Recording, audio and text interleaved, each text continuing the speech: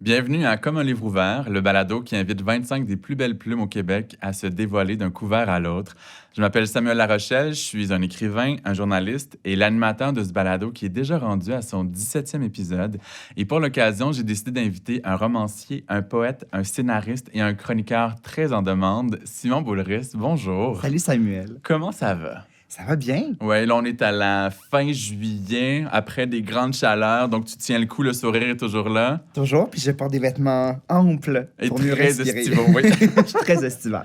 Je commence tous les épisodes en disant aux gens qui nous regardent et qui nous écoutent quel lien j'ai avec l'invité. Toi et moi, on s'est rencontrés en entrevue 5 ou 6 fois. Je t'ai interviewé pour le magazine Fugue, pour la presse. Je t'ai invité au cabaret littéraire Accent Queer, dont je suis le producteur et l'animateur. On s'est croisés tellement souvent à des premières de théâtre. Oui. Et je me fais comparer à toi très souvent. Puis, dans ma tête, je vois tout de suite tout ce qu'on a en commun et tout ce qu'on a de différent. Je sais que c'est un peu une question piège, mais si je te lance la question, est-ce que tu comprends pourquoi les gens nous comparent? Bien, tout à fait. Bon, premièrement, on a un frisou similaire. Oui, chaotique et fort beau. On est très curly. Ben, je pense que c'est la prolificité qui nous embrasse tous les deux. Je pense que tu es éclectique comme je le suis, c'est-à-dire que tu fais... Toi, tu touches même à un truc que j'ai pas touché dans la vie vraiment, c'est le journalisme. Même quand je t'ai connu, tu étais d'abord journaliste, puis après ça, tu as ouvert sur autre chose. Moi, j'ai la même posture que toi, c'est-à-dire que j'ai commencé en étant comédien et dramaturge et j'ai ouvert à autre chose. J'avais une curiosité pour les romans, pour la poésie, pour la scénarisation télé. Donc, tout a commencé avec un amour qui s'est multiplié. Puis je pense que c'est la même chose pour toi. L'écriture s'est déployée sous toutes ses coutures. Tu fais même des biographies. Ouais. C'est vaste, puis je me reconnais là-dedans, dans l'idée de tout est possible et j'ai le droit de tout faire, de se donner la permission de tout faire. Puis je sais pas à quel point tout le monde se donne ce droit-là. Puis je pense que ça vient avec un sous-texte d'audace, de courage ou de confiance en nous. Penses-tu qu'il faut ça pour se donner le droit de tout faire? J'ajouterais de la désinvolture. Pour moi, je pense que j'étais un peu désinvolte dans la vie, puis ça me sert souvent.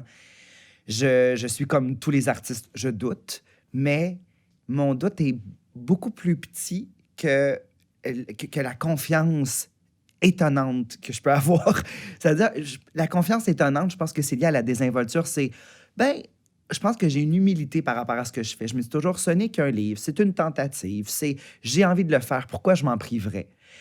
Cette attitude-là de j'essaie, je me lance, qui même me suivent. Je trouve ça sain quand même de se dire, parce que j'ai tout le temps été conscient que je changeais pas, j'écris pas en me disant je vais changer la vie de quelqu'un. J'ai pas du tout cette Ça peut avoir cet effet prétention-là. collatéral-là, mais sans que tu le veuilles ou que tu le prévois. C'est tout le temps un petit témoignage d'humanité. Pour moi, une œuvre à la fois, je bâtis petit à petit une œuvre. Même, on doit dire un œuvre. Quand c'est l'accumulation de toutes les œuvres, ça devient masculin. Mais je bâtis quelque chose. Je savais pas. C'est vrai. J'ai toujours trouvé cette... Tu sais, quand faut vraiment que tu sois décédé pour dire c'était une œuvre, il faut que ça soit conclu. Alors, je suis présentement plein d'œuvres. Mais tu vois, j'aime ça, l'idée de bâtir petit à petit. Puis... C'est ça, avoir une désinvolture dans tout ça, puis se dire que je suis pas un chirurgien, j'ai pas la vie de personne entre les mains. Donc, si je commets une erreur, ben c'est pas la fin du monde. Puis quand les gens nous comparent, ce qui me vient en tête, il y a bien sûr cette énergie folle de création qui nous habite, le fait qu'on s'adresse à plusieurs publics d'âge différents et qu'on a une candeur et une intensité dans notre être, dans la vie de tous les jours. Mais il y a aussi le fait qu'on est 2 artistes ouvertement homosexuels. Oui, c'est vrai, tu vois, j'avais même pas pensé à ça, mais oui. Penses-tu que les gens nous mettent dans une petite case et que si j'étais hétéro, on nous comparerait pas autant? Mon Dieu, quelle bonne question. Peut-être que non. Peut-être que non. Peut-être que l'orientation, encore aujourd'hui, prend une ampleur, cristallise quelqu'un rapidement. Je pense que oui. Je pense qu'on met toujours dans des cases. Moi, j'ai jamais été à l'aise dans une case. Ma case est très souple. J'ai toujours trouvé que mes contours étaient flous, puis j'aime que ça soit flou. J'aime flouter moi-même mes contours, puis que ça soit amovible. Puis je pense que si tu étais hétéro, peut-être qu'il y aurait... Je pense pas qu'on ferait un rapprochement si rapide. Il y a peut-être un peu de ça. Il y a nos préoccupations aussi dans nos thématiques. Forcément, je pense que ce qu'on est ce qu'on dénonce, que si on est militant, forcément qu'il y a une répercussion dans ce qu'on écrit. Puis on s'intéresse beaucoup à la marginalité, Absolument. à ceux qui sont moins mis en lumière. On défend le droit à la sensibilité puis à toutes les émotions. C'est sûr qu'on pourrait avoir, avec du recul, voir plein d'autres liens que l'orientation sexuelle assumée, mais comme... peut-être pas aujourd'hui, mais tous les deux, on ose des vêtements un peu flamboyants, qu'on ne restreint pas la gestuelle, qu'on ne change pas la démarche ou l'être qu'on est dans les médias. Ça fait peut-être en sorte qu'il y a des gens qui mettent une étampe comme étant deux personnes très homosexuelles. Très assumées ou très, très flamboyantes. Ouais. Comme tu es une personne flamboyante, je sais pas si je suis comme ça. Puis, je pense que les gens tirent leurs propres conclusions face à ce qu'on voit. Mais je t'ai déjà dit que j'avais le sentiment que tu ouvrais un peu le chemin, que tu défrichais parce que, par exemple, à la radio et à la télé, tu as fait ton chemin avant moi et ta non-retenue puis ta sincérité dans tout ce que tu es a habitué, je pense, le regard des gens à cette vérité qui, lorsque ce sera mon tour, va peut-être être mieux accueillie. Et tant mieux. Ouais. Ça Mais ça fait veut dire tellement que plaisir de savoir que... tu as eu des branches d'en face, par contre, toi. J'en ai eu au début. Ouais. Absolument. C'est vrai que j'en ai eu au début des branches d'en face. Mais là, ça s'est calmé, selon ce que j'ai entendu. Ça s'est tellement calmé. Moi, j'ai l'impression que... Parce que je fais de plus en plus de télévision, puis j'ai l'impression que quand on dépasse des contours, ça agace tout le temps. Puis les gens sont pas gênés pour nous le dire. Les réseaux sociaux, c'est très facile de communiquer puis de décharger notre fiel dans certains cas. J'en ai reçu du fiel, mais ce que je trouve beau, c'est des compliments que je reçois, mais c'est beaucoup, on me dit souvent « Mon Dieu, que tu me tapais ses nerfs au départ ». Mais ce que ça dit, même si c'est pas très agréable à entendre, parce que ça sous-entend qu'au départ, c'était pas gagné d'avance, mais ça sous-entend surtout qu'ils se sont habitués et qui m'ont greffé dans leur famille. Le Québec est beaucoup comme ça. Je réalise que, j'étais à Joliette en fin de semaine, puis il y a des gens qui venaient me parler, puis qui me prenaient même par l'épaule. « Viens-t'en, Simon! » C'est comme si j'appartenais aux gens autour de moi. À leur monde. À leur monde. Tu sais, mais je t'aime. Ouais. Puis je le sens, cet amour-là. Je le sens complètement. Puis il n'y a pas très longtemps, j'ai porté une moustache pour une émission à Bonsoir, Bonsoir. Je portais une moustache parce que je trouve ça... Qui t'allait très bien. Qui m'allait très bien. C'était à la fois récréatif, mais c'est aussi pour un rôle. C'était comme les deux, puis j'avais l'intention de la garder, cette moustache-là. Puis j'ai tellement reçu... Ça faisait longtemps que je n'avais pas eu de commentaires négatifs sur moi, vraiment très longtemps. Puis là, il y a beaucoup de gens, ça se voulait gentil, là, mais on me disait... Simon, c'est pas vous. Rasez-moi ça. Mon Simon, il porte pas de moustache. J'ai reçu ça. Mon Simon ne porte pas de moustache. Mon Dieu, que je rentre encore dans la case. Parce qu'on est tous comme ça. On met dans des cases. Mais là, j'étais dans la case de cette dame. Je devais pas porter de moustache pour représenter ce que je devais représenter. Elle t'avait apprivoisé d'une certaine manière, puis tu n'as plus le droit de changer, au même titre qu'il y a environ 20 ans, quand Céline Dion avait coupé ses cheveux très, très courts. Oui. C'était l'apocalypse au Québec chez bien C'est des incroyable. gens. Et même chose pour Bruno Pelletier, de qui je signe la biographie. Là, les cheveux ont repoussé, puis il se fait dire « Enfin, vous avez laissé repousser les cheveux », comme si c'était un crime de les avoir coupés. Fait que les gens ont peut-être un besoin de nous figer. Ils ont besoin de figer une image de nous. C'est peut-être quelque chose de rassurant. Je veux pas incriminer... Sans leur lancer la pierre. C'est ça. Je pense que c'est peut-être quelque chose de rassurant de voir la personne qu'ils ont appris à aimer constante, figée, quelque chose d'intemporel. Puis je pense que c'est ça. Il y a quelque chose de rassurant, sans doute. Puis tu vois, j'ai pensé justement à Céline, puis à Pénélope McQuaid, Bruno Pelletier, tantôt. Mais tu sais, Pénélope, ses cheveux, à quel point qu'elle s'est souvent réinventée dans des émissions de télé et que le public, ça les brusquait. Ouais. Puis c'était... Comme si on lui disait « branche-toi, t'es trop amovible pour nous ». Mais te dire à quel point je suis team Pénélope, parce que moi, j'ai eu la longue chevelure de Jésus Tarzan. Toi, t'es girouette pas mal. Oui, le coco rasé, le semi-court. Là, je suis dans une repousse. Puis j'espère avoir le droit de continuer à changer comme ça constamment. Puis on a évoqué les réactions un peu plus négatives auxquelles tu as fait face à tes débuts à la télé. Est-ce que le fait d'assumer entre autres ton homosexualité, au-delà des réactions des gens, au travail, dans les contrats auxquels tu avais accès ou pas accès, dans la dynamique professionnelle, penses-tu que ça t'a déjà nui d'afficher, d'assumer cette partie-là de toi? Bien, écoute, sans doute que oui, Mais c'est rétrospectivement que je me suis dit ça, parce qu'à ce moment-là, c'est comme si c'était la norme. C'est comme si je savais que mon énergie, parce que je vais dire le mot énergie, mais bon, ma flamboyance ou ce que je dégage et que je ne contrôle pas, parce que j'ai pas... il y a juste pas de censure quand je parle comme ça puis que je fais bouger mes bras ou que je remonte mes lunettes. Donc, ma personne ou mon énergie, donc, devait certainement déplaire pas mal, parce que quand je passais des auditions, j'en ai passé pas mal. J'ai étudié pour devenir comédien. J'ai passé des auditions qui étaient... Puis souvent, je suis capable d'avoir du recul. Puis des fois, je sais quand je suis bon, puis je sais quand je suis moins bon. Puis des fois, je sortais de là en me disant, j'ai vraiment été bon. Puis je sais que je l'aurais pas. J'avais beaucoup ça. Là, c'était pour des rôles. Et est venu éventuellement... ce qu'on me reprochait est devenu une force. Ce que le public te reproche, cultive-le, c'est toi, Cocteau. J'aime beaucoup cette citation-là, puis je trouve qu'elle s'applique à beaucoup de gens qui se laissent aller dans la vie. Au final, je trouve que ça peut devenir un atout. Puis on m'a d'abord embauché sans audition pour faire l'émission de Sébastien Diaz qui s'appelait Formule Diaz. Oui, à Télé-Québec. Exactement, des chroniques théâtre. On m'a pris pour ce que j'étais. On dit, on veut ta couleur. Puis finalement, cette couleur-là, ben, je pense que c'est un atout. Est-ce que maintenant, est-ce que je peux plus jouer? J'aimerais ça, parce que pendant des années, là où j'ai joué, finalement, c'est au théâtre. Puis beaucoup théâtre jeunesse. Parce que théâtre jeunesse, on dirait que l'orientation sexuelle, on n'en a rien à faire. On est juste sur la créativité, sur le désir de s'adresser à des enfants. Et ce désir-là, je l'ai. La personnalité des personnages, leurs émotions avant leurs éventuelles orientations sexuelles. Mais... Est-ce que, dans un autre ordre d'idée, est-ce que tu penses avoir déjà été choisi parce que tu étais un chroniqueur, un artiste qui était ouvertement gay?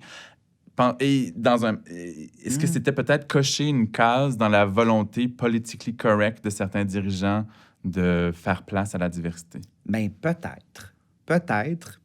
Et tant mieux. Et tant mieux. Tu sais, la diversité, je pense qu'on est à un point tournant au Québec. Je trouve que depuis à peu près 2 ans, c'est constant. Puis c'est tellement... ça se répand un peu partout. Puis je pense que les gens l'achètent de plus en plus, de faire, ben oui, on voit du nouveau monde, on voit de toutes sortes de personnes, des formats différents, de provenances différentes, d'orientation, d'identité variées. Puis je pense que ça fait du bien. C'est un vent de fraîcheur dans la télé, que ça soit plus effervescent, plus inclusif. Donc, peut-être que, oui, au départ, il y a un peu de ça, mais en même temps, je me dis, au final, est-ce que c'est de la bonne télé? Puis je pense que je suis un bon invité parce que je suis généreux. Puis il y a tellement beaucoup de gens qui ont eu beaucoup de place par le passé qui n'ont pas beaucoup de générosité. On dirait que je me disais, je regardais la télévision, je me disais, on dirait qu'il n'y a pas envie d'être là. C'est sûrement une partie de notre inconscient qui se dit, mais pourquoi vous les invitez eux alors qu'ils n'ont pas envie puis qu'ils donnent rien puis qu'ils sont pas généreux alors qu'on est plein à avoir tellement à dire? Totalement. Puis tu sais, j'ai l'impression que dans ma génération et dans la tienne, tu fais presque partie de la mienne, là, on se suit de quelques années, mais je sens que vous avez tous quelque chose à dire, j'ai quelque chose à dire et j'ai envie de le dire. Ce qui fait toute la différence. On dirait que je trouvais qu'il y avait comme une ancienne garde, puis là, je les mets pas tous dans le même panier parce qu'il y a des gens passionnants dans toutes les générations, puis il y a des gens paresseux dans toutes les générations aussi. Mais ce que je voyais, il y a une 15aine d'années à la télévision, c'était beaucoup uniforme, puis je voyais aussi un ton neurasthésique, parfois, un peu soporifique de faire... Je dépasse pas, je dis ce que je dois dire, puis il se passera rien. J'aime ça quand il se passe quelque chose, puis que... Tu sais, moi, j'étais un peu agité dans la vie. J'ai une professeure, elle me disait, t'es habile, mais agité. Je sais pas si ça me présentait bien, je suis habile, mais agité. Puis mon agitation qui est constante, tu sais, je vis, donc je tout croche. Je peux échapper quelque chose. Puis je réalise que, mettons, quand je fais cette année-là, les accidents que j'ai fait, échapper un livre, échapper mon verre d'eau, dans mon emportement, ça crée un moment de télé. Parce que c'est pas prémédité. C'est de la vie. C'est de la vraie vie. Puis c'est sûr que si tout est... Tu sais, j'essaie d'être propre, mais je suis pas propre. Dans ma nature, je suis quelque chose qui... Je suis tout croche un peu. C'est une phrase un peu particulière à dire. J'essaie d'être propre. J'essaie tellement d'être propre tout en me lavant chaque jour. Je veux revenir à notre grande, très haute productivité en te demandant de nous donner une idée la plus claire possible. En une année, le nombre de livres que tu as créés, de saisons de séries télé, de chroniques radio et télé, d'événements dans les écoles, et j'en oublie sûrement. Donc, en une année, illustre-nous ce que tu fais. Mais le truc, on va tous prendre un moment pour prendre notre souffle et on t'écoute. Non, mais Samuel, c'est que chaque année est unique pour moi. Tu sais, j'ai pas de constance. C'est sûr que, tu sais, il y a quelques années, j'ai comme fait un bilan. Je voyais que numériquement, c'était impressionnant. Là, quand j'ai dépassé le cap du 50 livres, j'ai multiplié, j'ai divisé. J'ai fait, OK, j'ai publié 50 livres en tel nombre d'années. Donc, pendant un bout de temps, je réalisais que je publiais en moyenne autour de 6 livres par année. Parfois plus, parfois moins. Là, maintenant, comme il y a les séries télé qui se sont ajoutées, je ne peux plus maintenir ce rythme-là. Et c'est mon premier deuil depuis longtemps parce que j'ai tout le temps eu un bon rythme.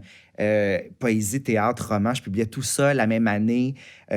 Tout ça cohabitait. D'ailleurs, c'est très dur à suivre pour les journalistes parce qu'on veut te donner une belle place avec un article. Puis là, nos patrons nous disent « Mais on a parlé de lui il y a 3 mois, il y a 6 mois. » Heureusement, puisque, on va le dire, ta renommée comme personnalité publique a grandi. Maintenant, la plupart des médias vont te suivre peu importe. Même si tu publies ou que tu sors une série télé dans une très courte période, mais dans le temps, il y a 4 ans, c'était difficile pour nous de te suivre. Je comprends. Non, ben oui, parce que... Puis tu sais, en plus, il faut comprendre que, tu sais, les gens qui nous écoutent le savent peut-être pas, mais on n'a pas de contrôle sur les publications, sur le moment de sortie des séries télé, des livres. Des fois, tu sais, je peux discuter. Ça m'est arrivé, mettons, par le passé, de dire... à l'EMEAC et aux éditions de ta mère, je publie finalement un autre livre au même moment. Est-ce qu'on peut faire un lancement conjoint? Ouais.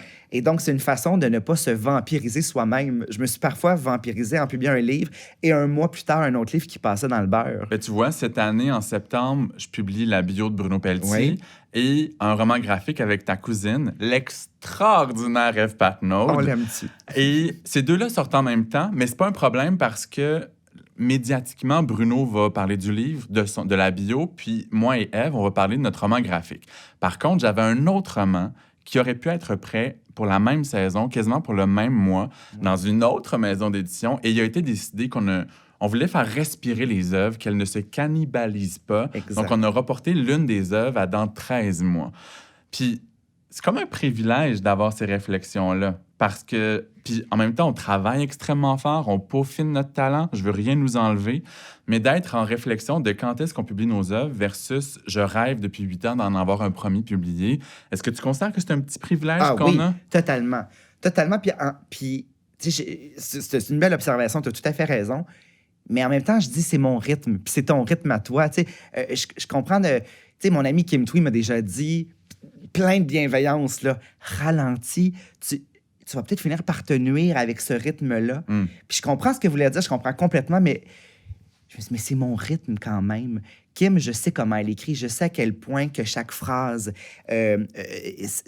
s'égoutte. C'est de la dentelle. C'est de la dentelle aussi. Et ça sort comme ça. Moi, j'ai un flux qui est plus rapide et ce qui n'empêche pas le retravail qui est constant. Moi, je me relis sans arrêt. Mais la création, ce n'est pas au compte-gouttes pour moi. C'est un geyser parfois. Ça sort de façon beaucoup plus compacte, plus dense. Je retravaille et quand je sens que c'est prêt, ben je laisse aller. Puis je me dis toujours, ce n'est qu'une petite... Je reviens à ça. Ce n'est que cette petite proposition d'œuvre que je vais faire. Mais oui, mais tu fais bien, je pense. J'ai fait un peu la même chose, c'est-à-dire d'éviter de se cannibaliser soi-même, de vérifier un petit peu. Mais, tu sais, des séries télé, j'ai aucun contrôle là-dessus. Ouais. Séries télé, tu vois, j'en ai 2 en septembre. Puis 2 projets complètement différents, à des niveaux complètement... C'est-à-dire une web-série et une série plus lourde. Puis combien d'événements scolaires as-tu fait dans la dernière année? Donc pas en moyenne depuis 10 ans, mais cette année. Bon, alors, je dois dire que la pandémie a changé bien des choses. Ouais. Je me déplaçais beaucoup. Moi, je suis quelqu'un qui est une éponge à tous les niveaux. Une éponge... T'as pas de voiture, fait que tu prenais des longs transports en commun. Mon Dieu, maison. Tout le temps en transport en commun. Mais moi, je suis une éponge, c'est-à-dire que autant dans les émotions, tu sais, si quelqu'un pleure, je vais pleurer avec lui. Quelqu'un rit, je vais rire. Je suis vraiment une éponge, mais je suis aussi une éponge de maladie. Oh! Donc, les enfants, s'ils ont un rhume, j'attrape le rhume tout le temps. Et j'allais beaucoup dans les écoles, puis tu sais, les 2e années, 3e année, 2e, 3e année, puis première année, bien sûr aussi, ils ont le réflexe de se jeter dans nos bras. Je pensais te le dire, ils sont pleins de microbes. Et aussi, ils sont pleins de microbes, c'est les deux. Donc, il y a des microbes, puis ils se jettent. Puis moi, je peux pas refuser une étreinte comme ça. Si je viens de faire une présentation, et au terme de ma présentation, j'accueillais les enfants. Mais mon Dieu, merci, ça me touche. J'avais tout le temps des rhumes. J'avais des rhumes à l'année. Et depuis la pandémie, je n'ai plus de rhumes. Tu fais ça sur Zoom? Et je fais ça sur Zoom. Et ça Ça m'a sauvé pas mal. Ça m'a sauvé parce que ce qui m'épuisait le plus, c'est pas la conférence en soi, c'est le trajet. Le trajet où je prends... C'est stressant de jamais savoir tu vas où parce que c'est tout le temps des lieux différents. Fait que là, je faisais sur Google Maps, je m'en vais où, dans quelle école. Et la crainte d'arriver en retard. Parce qu'eux, ils ont 45 ou 75 minutes, puis si t'arrives 15 minutes plus tard, tu viens de brimer leur moment. Leur heure est compromise, puis en plus... Plus j'écris, plus j'ai de livres à transporter. Oui. Puis le fameux sac, là, je commençais à avoir mal pour vrai à la clavicule à l'époque. On parle de 4 valises, là. Mais tu sais, pour vrai, on parle le poids de tout ce que j'ai écrit, je l'ai senti là, dans mes années dans les écoles. J'ai relaxé un peu les dernières années. Je vais aller au bout de cette idée. Donc, on a parlé du nombre d'événements. En fait, on n'a pas eu le nombre. Ben écoute... Sur Zoom? Sur Zoom, je n'ai certainement fait une centaine. OK. Donc, il y avait aussi en moyenne 6 livres, quoique ça a diminué avec l'arrivée des nombreux projets télé, des séries qui prennent beaucoup, beaucoup de temps à écrire. Oui. Tantôt, on va essayer d'en faire le décompte aussi un peu plus tard dans le balado. Les chroniques, à cette année-là, il y a combien d'épisodes en une année? Je pense qu'il y en a une bonne vingtaine. OK. Il y en a une bonne vingtaine par année. Combien de fois, plus on est de fou, plus on lit dans la dernière année? J'ai pris une pause de Plus on est de fou, plus on lit. Au départ, j'en faisais une par mois, au moins. Puis ça, la COVID, autant que j'ai aimé les conférences virtuelles, autant que faire de la radio virtuellement, j'ai moins aimé ça. Avec le téléphone, j'en ai fait ponctuellement. J'ai peut-être fait 3-4 dans l'année, alors que normalement, j'en faisais au moins une par mois minimum, 1 ou 3 semaines généralement. Donc, ça a changé un peu. Et au printemps et en été, tu as aussi un compte à l'émission Bonsoir, Bonsoir. Est-ce que c'est 1 par mois, 1 par semaine, 2 semaines? J'en fais à peu près, je dirais, autour de 7, 8, 9 dans ces eaux-là. Pas loin de 10 par été et beaucoup plus d'une dizaine de chroniques à sucré-salé, de rencontres. Donc, tout ça en plus de l'écriture. Et j'écris surtout l'été. Moi, c'est et là, je te pose la question qu'on nous pose tous les deux beaucoup trop souvent. Puis à gosse, mais j'ai le droit. Non. Puis moi, à chaque fois que je dis aux gens, je dors 8 à 9 heures par nuit, je vois mes amis, je vais au cinéma, je lis, ils comprennent pas. Mais moi, ma question qui gosse quand même un peu, mais j'ai le droit parce que je suis aussi pire que toi. OK, vas-y. Pourquoi t'en fais autant? On me la pose moins que dors-tu. Pourquoi? Je pense que je reviens à ça, je reviens à cette effervescence-là qui est en moi. Puis, tu sais, Stephen King s'est beaucoup fait dire ça. Il y avait une phrase que je trouve formidable. Il dit « Parfois, la prolificité est inévitable. C'est plus fort que nous. Puis j'ai l'impression que dans mon cas et dans le tien aussi, j'ai l'impression que je me reconnais à travers toi là-dessus. C'est inévitable. Ça fait partie de notre nature, ça fait partie de notre cycle de création, il est plus ramassé. Et peut-être aussi, est-ce à dire que je vais m'essouffler? Je sais pas, je croirais pas. J'ai envie d'écrire longtemps, mais j'ai certainement envie de ralentir aussi. Ce que je me disais pas il y a 3 ans, j'ai vraiment envie de ralentir dans les prochaines années. Vais-je le faire? Je ne sais pas. Mais présentement, c'est inévitable. J'ai encore d'autres questions par rapport à ça. Il y a une question un peu difficile, l'autre est plus positive. OK, vas-y. Donc, en fait, je vais faire une confidence pour la question un peu plus difficile. Okay. Il y a quelques années, quand est venu le temps d'écrire la petite biographie qui va à l'endos d'un de mes romans, je voulais être un peu funky. Puis je m'étais dit, je vais écrire en blague que j'essaie de voler l'adjectif prolifique à Simon Boulris. Parce que tous les journalistes n'arrêtent pas d'utiliser le même adjectif pour parler de toi. Oui. By the way, c'est le temps de changer. Mais bref. Tu sais, pour avoir un cycle avec ça, là, moi, je serais bien heureux de te laisser l'épithète. Là. Mais sur le coup, j'ai fait « Hey, Sam, t'es en train de dire que t'aspires à la quantité. » Fait que là, je veux réfléchir avec toi, avec plein de bienveillance. Est-ce que parfois, tu as peur qu'en ayant autant de projets, tu puisses moins les porter aussi loin que tu le pourrais que si tu en avais moins? Écoute, je suis pas en train de dire que non, bien sûr, puis je trouve que c'est une question qui est tout à fait légitime. Mais tu sais, je me compare beaucoup à mon amie Émilie Perrault. Alors, Émilie Perrault, c'est quelqu'un que je côtoie beaucoup. Alors, c'est ma collègue à cette année-là. C'est devenu une grande amie. On s'écrit beaucoup, on s'aime beaucoup, puis on se pose... Elle m'a posé à quelques reprises cette question-là. Puis quand on parle de productivité, parce qu'elle est très, très efficace, cette fille-là. Ouais. Elle fait plus des chroniques, elle a écrit quelques livres, mais c'est surtout... Elle a fait un documentaire, elle fait des documentaires, télé. elle fait plein de choses. Ouais. Elle fait plein de choses. Tout le temps, elle dit toujours, moi, j'ai donné la vie. Elle dit toujours ça, moi, j'ai donné la vie. Chaque fois qu'elle trouve que je fais trop d'affaires, elle dit, mais moi, j'ai donné la vie. Puis c'est vrai, pour vrai, je n'ai pas d'enfants. Je n'ai pas d'animaux. Il y a beaucoup de gens qui ont un chien. J'ai pas de chien. As-tu des plantes à faire survivre? J'ai des plantes que je tue beaucoup. Donc, tu vois, j'ai beaucoup orchestré ma vie autour de la création. Longtemps, ça a été ma façon de me définir. J'étais pas en couple très, très longtemps. J'étais beaucoup célibataire et c'était souvent infructueux. Puis c'était correct. J'étais pas malheureux là-dedans. C'était juste, ma blonde ou mon chum, ou en tout cas mon partenaire de vie, c'est le travail. Je me suis beaucoup défini par ça. Est-ce que c'est sain? Je suis pas sûr, mais en même temps, toutes les relations abusives sont pas saines. Donc, peut-être que j'ai parfois trop travaillé. Je pense que j'ai un côté workaholic. Donc, est-ce que je vais au bout des choses? Je pense que oui, parce que ma vie s'orchestre autour du travail. Tu mettais tout là-dedans. Je mets tout là-dedans et ça inclut... Je suis pas quelqu'un qui aime voyager tant que ça. Je suis pas quelqu'un qui aime prendre des vacances. Prendre des vacances plus de 24 heures, je me sens mal après, je sais plus quoi faire. J'ai vraiment... Le week-end, généralement, je travaille, puis j'aime ça. C'est pas douloureux pour moi. J'ai pas la création douloureuse, donc ça veut dire que j'ai beaucoup de temps consacré à ça.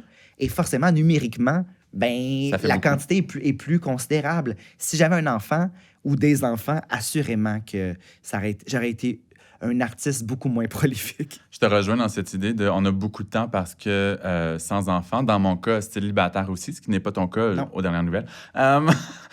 Donc, j'ai beaucoup... Mais j'ai un chum qui quitte souvent pour le travail et quand il n'est pas là, il part 2 semaines et quand il n'est pas là, je travaille beaucoup plus. Ouais. Puis j'aime ça quand il n'est pas là, puis j'aime ça quand il est là, parce que ça participe à un équilibre dans ma vie. Mais là où la deuxième question qui est plus positive, je veux savoir, tu penses quoi de cette idée que nos muscles d'imagination et nos muscles d'écriture sont tellement entraînés qu'on arrive à se connecter plus rapidement à nos idées et à trouver les mots pour les exprimer? Je suis totalement d'accord. J'ai l'impression que je suis tout le temps dans la créativité, je suis tout le temps en train d'imaginer des choses et il y a des gens qui cogitent longtemps puis qui pensent. Moi, je prends des notes tout le temps. Donc, je veux pas dire que c'est mieux. Toutes les façons de travailler s'équivalent puis c'est personnel. Tous les rythmes sont bons. Tous les rythmes sont bons. Moi, le fait de l'écrire rapidement, ça laisse une trace. Puis je pense que psychologiquement, je me dis, la trace existe, j'ai juste à poursuivre. C'est comme si le premier pas est fait. L'idée de tout le temps noter, de traîner mon ordinateur avec moi ou de traîner mon calepin de notes, je prends toujours des notes, puis je pense que c'est un tremplin pour moi, pour la création. Puis je réalise aussi que je pensais que tout le monde pouvait grappiller des 10 minutes partout puis travailler dans ces 10 minutes-là, écrire à n'importe quel moment.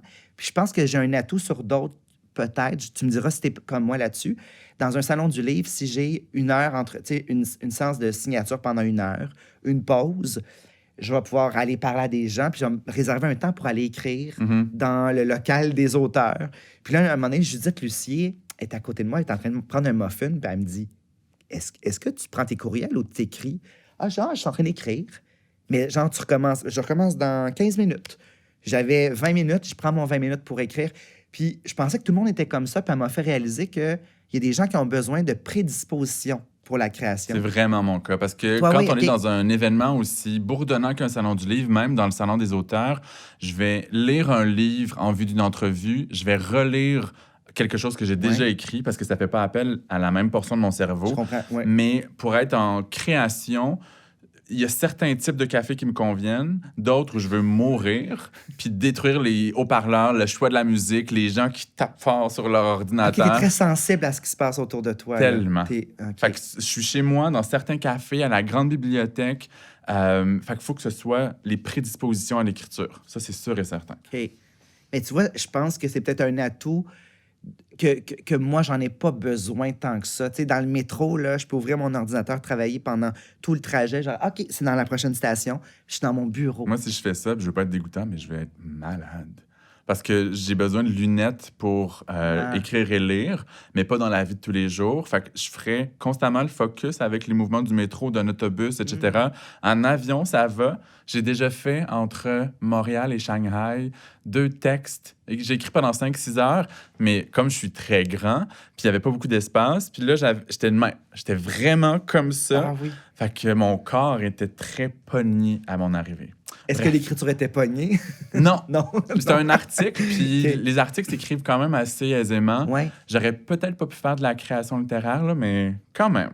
Mais tu vois, ça nous éloigne sur cette chose-là. Je pense que, tu sais, mettons, c'est ça, de ne pas avoir besoin de prédisposition, ça fait en sorte que je peux écrire dans n'importe quel transport en commun. Puis ma bulle se crée super rapidement. Je pense que ça m'est utile dans la vie, ça. Je pense aussi. L'an dernier, on avait fait une entrevue, puis tu m'avais dit que tu étais particulièrement fatigué à ce moment-là. Je crois que tu venais de terminer l'écriture de la 2e saison de 6 degrés Ouais. et que tu plongeais dans la scénarisation d'un autre dont Oui. tu m'avais pas donné de détails. Ouais. Un an plus tard, non seulement la 2e saison de 6 degrés est arrivée en ondes sur tout.tv, Ouais. également, en mai, on a eu droit à la web-série Géolocaliser l'amour, qui est l'adaptation de ton roman-récit par poème, Ouais. qui est mon préféré de toi. Merci. Et cet été, il y a aussi les tournages de Chouchou, qui va arriver, je crois, cet automne sur Novo. Exact. Et j'ai aussi entendu toi, il y a quelques minutes, qui parlait d'un autre Ouais, projet je web. ne peux pas parler, mais ça sort aussi en septembre avec Chouchou. Donc, t'es-tu occupé de ta fatigue?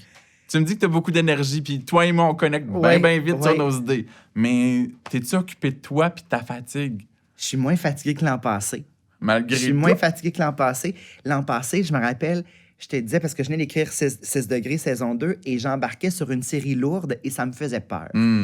Ça me faisait peur parce que je connaissais pas ça, écrire des heures, avoir 8 épisodes. Je trouvais ça immense. C'était comme une montagne à Ce gravir. qu'il y avait devant toi t'épuisait. Ah, m'épuisait d'emblée. Ouais. Je savais pas comment j'allais me rendre jusqu'au bout. Et moi, je suis quelqu'un qui aime ça prendre soin de lui, étonnamment. Là. C'est-à-dire que si je sens Les gens que... ne croient pas. Mais... Je sais, mais mettons, si... tu sais, rapidement, moi, j'ai fait « Hey, c'est pas pour moi ». J'ai tiré la plug après un épisode. Je disais « Hey, je suis désolé, je me suis aventuré, j'ai pensé que j'étais capable, je suis pas capable ». Est-ce que c'est la première fois que tu as cru ça de toi, que tu étais... Oh non, souvent. Ah ouais? Souvent, je pense que je serais pas capable. OK. Et tu sais, je reviens avec le mot désinvolture tout à l'heure. Souvent, c'est parce que je suis fatigué que je dis ça. Puis je pense qu'il faut parfois se faire un petit peu violent. Je sais que c'est pas très à la mode de dire ça, mais je pense qu'il faut aller parfois dans là où ça fait un petit peu mal, puis laisser décanter les choses. Mon agent m'a dit, Simon, je comprends, je t'écoute bien. Prends 2 jours, 3 jours, mets ça de côté. Je l'ai écouté. Je fais, oui, mais ça m'épuise, ça marche pas. Puis sur d'autres projets, j'en ai annulé un parce qu'au bout de 3 jours, ce projet-là, ça me prenait toujours à la gorge. Celui-là, il n'est pas pour moi. Mais celui-là, Chouchou, 3 jours après, les choses se sont clarifiées un peu. Alors, je donne une seconde chance. Puis là, j'ai aimé ça. J'ai trouvé mon air d'aller au fil de l'écriture. Et à un moment donné, rendu à l'épisode 4, 5, 6, j'ai commencé à aimer ça, puis à comprendre, à voir... Parce que je voyais pas un épisode d'1 heure dans ma tête. Je n'étais pas habilité à ça. J'avais pas jamais fait ça par le passé. Maintenant, 6 degrés, là, écrire une demi-heure, je le sais quand j'ai ma demi-heure. Je sais comment construire. Ouais. J'ai plus les outils. Je dis pas que j'ai encore les outils pour des épisodes d'1 heure parce que c'est assez frais pour moi. Je suis vert là, en scénariste costaud comme ça, là, de faire des heures. Ouais. Mais j'ai trouvé mon air d'aller avec le temps. Fait que je me dis... Je suis peut-être capable de faire plus de choses que je pense. Mais tu vois, quand on parle de nos 40 millions de projets, dans mon cas médiatique et littéraire, mais en fait, toi aussi, j'ai une de mes proches qui me disait, s'il y a de nouveaux projets qui arrivent dans ta cour, il va falloir que tu penses à la théorie des pots maçons dans lesquels tu peux mettre des billes, puis tu as un nombre maximum de billes. Fait que quand tu as des nouveaux projets, tu regardes où tu en prends pour les mettre dans ces nouveaux pots-là. Je trouve que ça a beaucoup de sens. Sauf que toi et moi, il y a quelques minutes, on a regardé, tu continues. Tu as sauvé du temps en n'allant plus dans les transports vers les rencontres scolaires. Vraiment. Et tu ne tombes plus malade constamment à cause des câlins des petits. Pour vrai. Fait que tu vois, là, tu as pu faire attention à ton physique, à ta santé mentale et tout. Mais sinon, tu as pris une pause de Plus on est de fou. Mais tout le reste, même nombre de chroniques, beaucoup de livres, un peu moins de livres. Je suis en train de réfléchir à voix haute. T'as pris des morceaux pour les mettre là. Oui. Fait que t'as pris des décisions. Je pense que je travaille autant qu'avant. Pour vrai, Samuel, je pense que je travaille autant qu'avant. Pas plus. J'ai juste... Pas plus. J'ai réorganisé. Quand je faisais 10 000 $ par année, les premières années, puis j'écrivais un roman, une pièce de théâtre, puis 2 recueils de poésie dans l'année, je faisais pas d'argent, j'avais pas beaucoup d'expositions, j'étais pas du tout médiatisé, mais... Je travaillais autant, puis j'aimais autant ça. J'avais la même ferveur que j'ai aujourd'hui. Ouais. J'ai pas tant changé, pour vrai. C'est juste qu'aujourd'hui, j'ai le loisir de dire non à des choses que j'aurais dit oui d'emblée, même des choses qui m'intéressaient peu. Je disais oui à beaucoup de contrats plus ou moins sexy, d'animation théâtrale dans des événements. Je disais oui à tout. Je pense que ça m'a beaucoup bonifié, ça m'a solidifié, mais maintenant, je suis très bon pour dire non. Autant qu'il y a 3 ans, je commençais à dire non, puis je me sentais bien mal. Je me disais tout le temps, si je dis non, on va m'oublier. On va penser que je suis prétentieux. On va penser que je suis rendu, que je me prends pour autre chose que ce que je suis. Puis, à un moment donné, c'est mon amie Catherine Trudeau qui m'a dit, tu sais, Simon, prends ça relax. On va pas t'oublier. Tu as le droit de dire non. Puis j'ai vraiment commencé à dire non souvent. Tu sais, au départ, c'est dur. Puis on s'habitue. Ça, puis c'est difficile pour les travailleurs autonomes en général, particulièrement je pense dans la lignée des créateurs qui expriment leur vision du monde. Il y a une partie de nous qui je sais pas pourquoi, a peur de disparaître. Mais on peut quand Parce même... qu'on vit beaucoup dans l'œil public ou sinon dans l'idée de notre création. Le livre qu'on a écrit, c'est un prolongement de nous. C'est quand même toujours, malgré tout ce qu'on peut dire, c'est quand même « aimez-moi ». En proposant ça, il y a toujours « aimez-moi » au bout de ça, tu sais. Mais ce que je suis. Je comprends dans ce qu'on vient de dire que tu as donc fait attention, tu as pris soin de ta fatigue pour aller mieux. Absolument. Okay. Tu vois, on se retrouve 1 an plus tard, puis moins de fatigue, puis je dors toujours mon 8 heures, moi aussi. Tu vois, cette année, dans les derniers mois, j'ai constaté que je donnais toute mon énergie émotive à mon art, à tous mes livres, ou que lorsque j'initiais un projet qui n'était pas un livre, que c'était un cabaret littéraire, un balado de 25 épisodes et tant d'autres choses, ça allait à la même source. Et donc, que je n'avais plus assez d'énergie émotive pour un couple. Parce que, aussi positif soit-il, un couple a besoin d'une forme d'investissement émotif. Là, on ne parle pas de peur d'engagement. C'est juste que je vis des émotions si fortes et si nombreuses en créant. Je donne tellement d'énergie dans ça qu'il m'en reste plus pour qu'un couple fonctionne. Donc, dans l'intangible des choses, j'allais vers des gars avec qui ça allait arrêter rapidement parce que, dans l'inconscient, je sentais que j'avais rien à offrir ou pas assez. C'est comme si c'est ton instinct qui choisissait. Parce que tu savais que tu allais avoir tout le loisir pour écrire. Ça allait prendre le dessus sur votre relation. Ouais. Donc, je me demande, quelqu'un d'aussi prolifique que moi, mais qui est en couple dans ton cas, t'es comment? Qu'est-ce que tu donnes à l'amour et qu'est-ce que tu donnes émotivement à tes œuvres? C'est une question à laquelle je suis pas encore... Je suis pas encore habile, je pense. Mon chum me le dit souvent. Il me le dit moins maintenant. Je pense qu'il sait que je fais plus d'efforts qu'avant. Mais lui, il est de nature assez indépendante, tout comme moi. J'étais assez indépendant aussi. Donc, on se rejoint là-dessus. Puis en même temps, on a plein de moments de tendresse. On a plein de moments... On a une grande complicité. Vraiment, on est très, très complices. Et il embarque complètement dans tout ce qui fait partie de mon travail. C'est-à-dire qu'il aime ça venir rester cette année-là. Il aime ça m'accompagner dans les premières de théâtre. Il aime ça aller voir de la danse. Il aime ça aller dans des musées. Il n'y a pas un petit rôle dans une de tes séries aussi? Il a même joué un petit rôle dans une de mes séries, dans 6 degrés. En fait, il joue... je devais embrasser un garçon et on était dans le plein pic des mesures sanitaires sur les plateaux de tournage. Et là, le réalisateur a dit, est-ce que ton chum a déjà joué? Je dis non, et je ne pense pas que ça l'intéresse. Puis finalement, il a accepté. C'était tout simple, mais il était juste. C'était tout simple, et il a été très juste. Il a été très, très juste. Il a du talent. C'est vraiment pas son milieu, mais il a été bon. Puis il a été bon joueur. Il s'est vraiment prêté au jeu. Puis là, il me dit souvent à la blague, parce que j'écris la saison 3, est-ce que je vais revenir? Donc, il embarque dans ton monde, dans tous les projets. Il embarque dans mon monde. Il embarque dans mon cercle d'amis. Il embarque dans l'univers. Puis il lit, il consomme, il regarde les émissions que je fais. Donc, c'est devenu un complice, même d'un point de vue artistique, parce que c'est mon premier lecteur maintenant. J'avais jamais eu vraiment de lecteur privilégié. C'était tout le temps mes directeurs littéraires ou mes script éditeurs à la télévision, mais j'avais pas de répondant immédiat. Il y a beaucoup de gens qui font... Est-ce que tu en as un d'ailleurs, toi? Est-ce que tu fais lire à part dans un contexte comme le roman qui sort dans un an où l'un des deux personnages principaux est d'une culture qui n'est pas la mienne. Là, tu vas faire valider. Ça, c'est autre chose. Faire valider puis même poser 1 milliard de questions avant même de construire mon plan et mon personnage. Ça, c'est de la recherche. Mais sinon, je n'ai pas un lecteur qui va lire mes trucs au quotidien. Oui. Moi, tu vois, Philippe est devenu ça. Puis son avis m'est immensément précieux parce que je le trouve intelligent, je le trouve toujours nuancé, puis je le trouve tout le temps sincère. Puis j'ai eu, rapidement dans notre relation, là, j'ai compris qu'il était un gars très sincère parce que à notre première rencontre, il a réalisé, il a entendu ma voix, puis il m'a dit oh, « T'es le gars depuis On est fou, plus on lit ». Il me connaissait de la radio seulement, il connaissait ma voix. Et après ça, on avait une très belle complicité. Je faisais justement une chronique à la radio pas longtemps après et c'était une année où j'avais des gros problèmes d'intestin. Et j'étais allée souvent à l'hôpital pour mes intestins. Et là, je commence une chronique à l'émission Plus on est fou, plus on lit. J'ai vraiment mal au ventre, atrocement mal.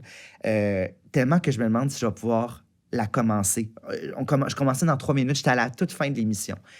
Puis là, Marie-Louise le voit dans mes yeux que ça va pas. Elle me dit, ça va pas. Je fais, non, ça va pas. Puis elle sait que j'ai des problèmes d'intestin. Puis elle me dit, si ça va pas, elle me dit ça pendant qu'il y a le jingle qui joue là. Si ça va pas, tu t'en vas, tu vas à l'hôpital. Puis on poursuit une entrevue avec Denis Bernard qui est sur le plateau. Simon, pense à toi en premier lieu. J'ai dit, je vais la faire, je vais aller à l'hôpital après. Alors, j'ai fait ma chronique de 10 minutes alors que j'étais livide, j'allais vraiment pas bien.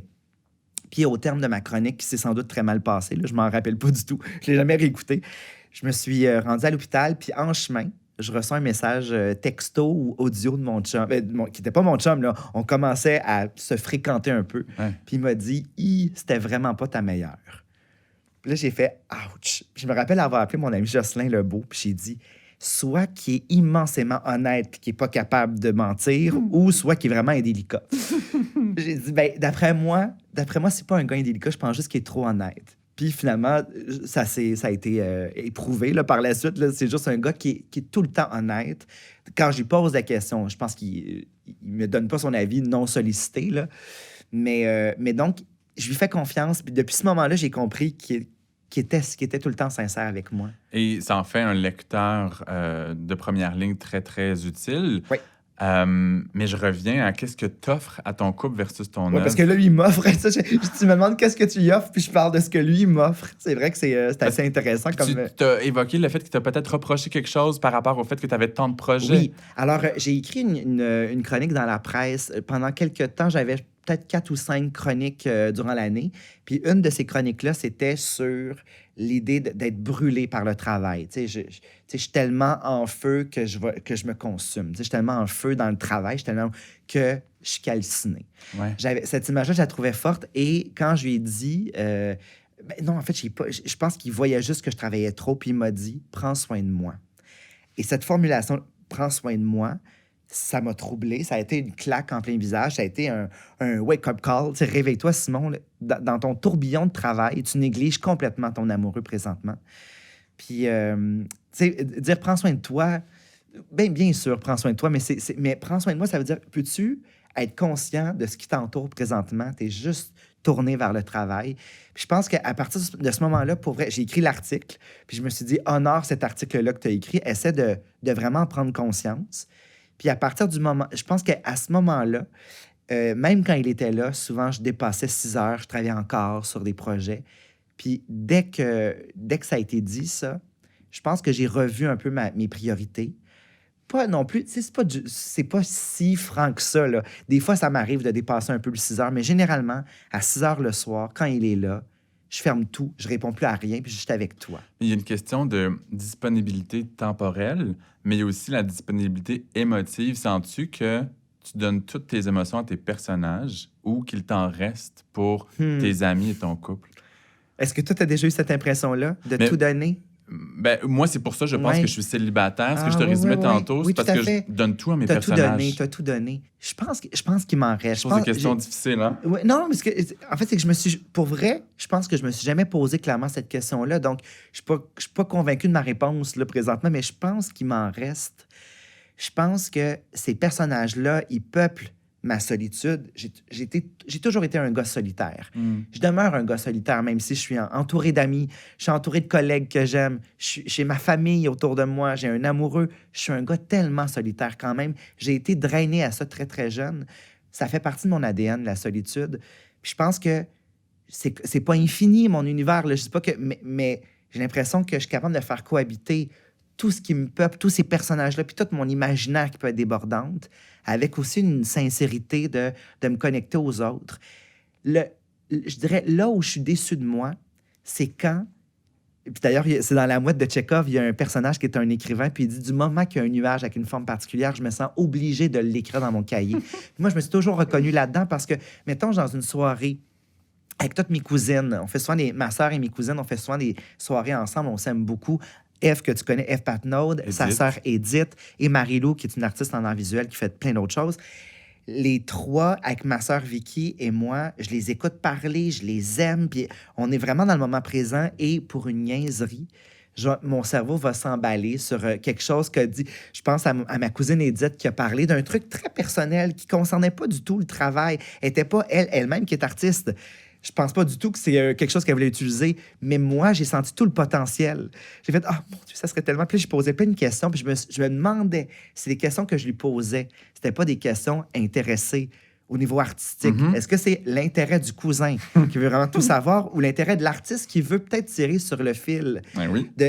Puis ça ferait un personnage potentiel. Dans mon cas, je fais ça pour les histoires et pour des articles. Fait que c'est comme c'est les deux morceaux de mon cerveau qui sont toujours en train d'être à l'affût de quelque chose à raconter, à partager. Ouais. Mais est-ce que c'est sale? Est-ce que c'est... Non. Non. Non. Je veux qu'on se donne le droit jusqu'à la fin des temps. De tirer sur ces ficelles-là. Moi, je me donne le droit parce que j'ai l'impression que je suis quand même la même personne. C'est-à-dire que l'artiste fait partie de moi. Mon intérêt, c'est un intérêt d'humain et d'artiste aussi. C'est-à-dire que quand je pose plein de questions, je m'anime.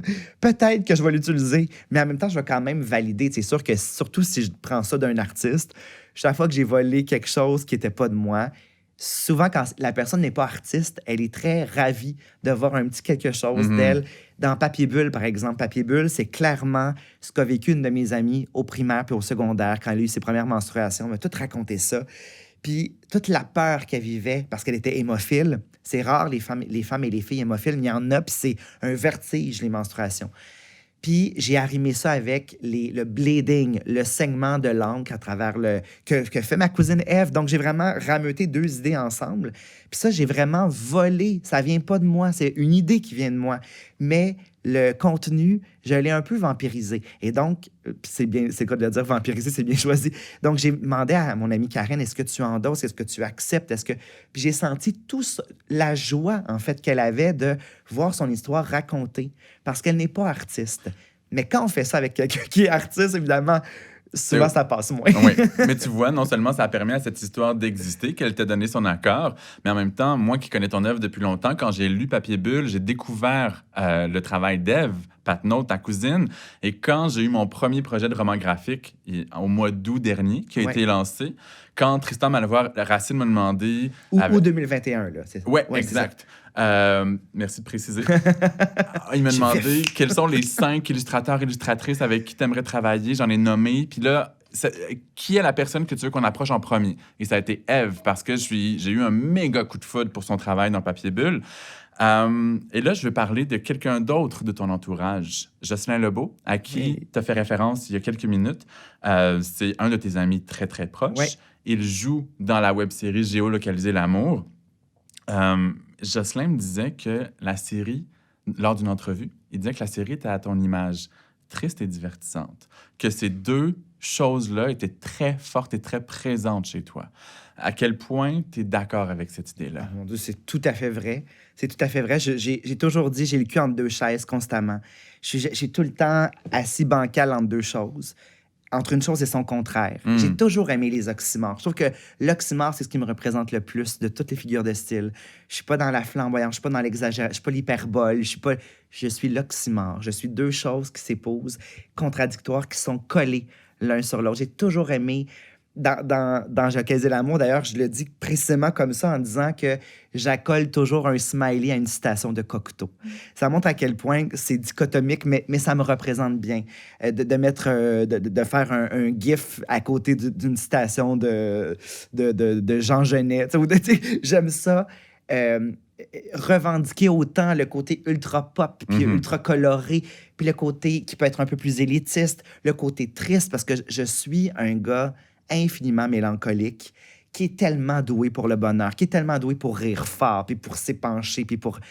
Je fais le grand écart constamment. Puis cette série-là, c'est peut-être la chose qui me ressemble le plus parce qu'elle fait précisément le grand écart entre... Oui, il y a quelque chose de très sucré, il y a de la danse, il y a du chant, il y a beaucoup de rire, je pense. Il y a aussi une grande solitude puis une grande tristesse. C'est particulier parce que tu nommes la présence de la mélancolie chez toi tout en étant très doué pour le bonheur, puis avec une aisance pour le rire. Je pourrais prendre les mêmes mots pour parler de moi et je suis convaincu que c'est parce qu'on assume cette mélancolie qui frôle la tristesse à plusieurs égards qu'on a le bonheur si facile. Au lieu d'étouffer ces émotions-là, on les vit et elles passent. au lieu de s'encrouter puis de devenir quoi que ce soit à l'intérieur.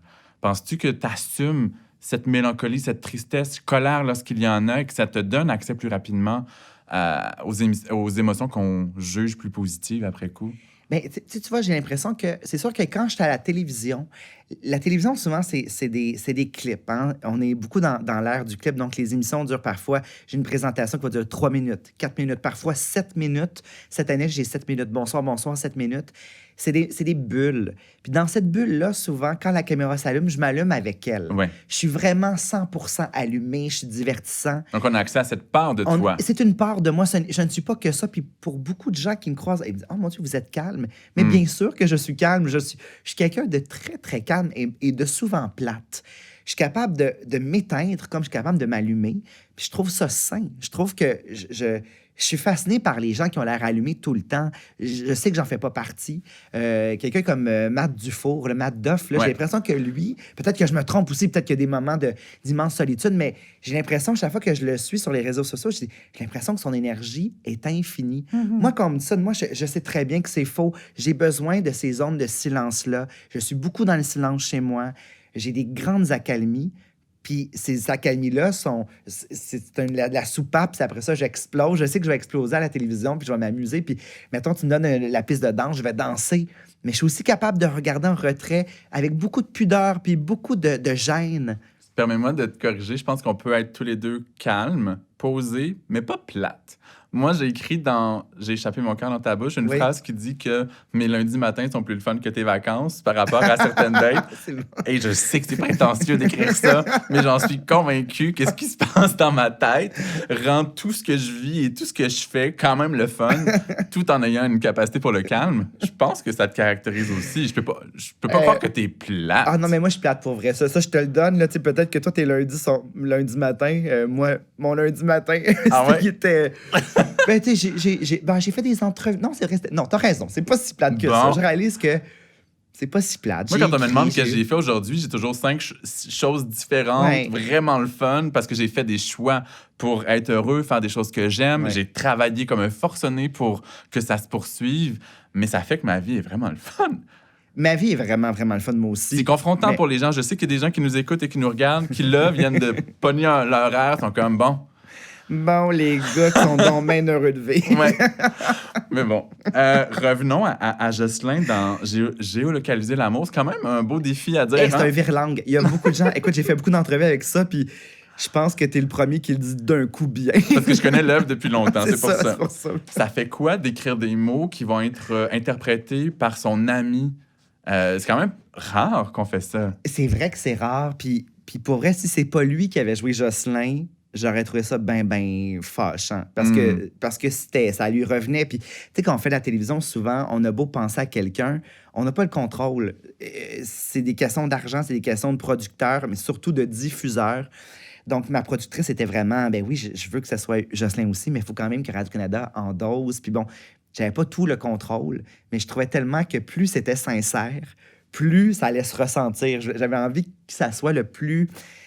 inclusif, oui, d'une part, mais aussi une sincérité, d'aller chercher aussi des acteurs pas trop connus. Je voulais pas que le beau gars dans la série, ça soit Éric Bruno. Ça aurait pas marché pour moi. Donc, Jocelyn... Même si tu aurais sûrement pris un grand plaisir. J'aurais pris un grand plaisir, certainement. Tu vois, j'ai un acteur un peu moins connu qui a été d'une générosité incroyable. Mais donc, Jocelyn, je le voyais pas à quelqu'un... J'espérais vraiment que ce soit lui. Puis en même temps, Jocelyn, l'écriture que j'ai eue pour lui... c'est un mélange parfait de ce que je vois de lui, de ce que je perçois de lui. Parce qu'évidemment, c'est pas complètement lui, bien sûr que non. C'est quand même le Jocelyn que je projette. Donc, il y a une part de moi dans ce Jocelyn-là. Tu sais, on est tous les deux des amis très bons l'un pour l'autre. On s'écoute beaucoup, puis on est tout le temps là l'un pour l'autre. Donc, là, il se trouve qu'on suit davantage Simon, qui vit un désarroi, mais ça pourrait très bien être l'inverse. C'est-à-dire que Jocelyn pourrait vivre ce même désarroi-là. Est-ce que ça pourra? Ça pourrait tout à fait. Il pourrait y avoir une suite. Moi, je serais très ouvert à ce qu'il y ait une suite. J'aimerais beaucoup ça. J'ai tellement aimé ça tourner sur ce plateau-là. C'était la première fois dans ma vie où j'étais autant sollicité sur un plateau.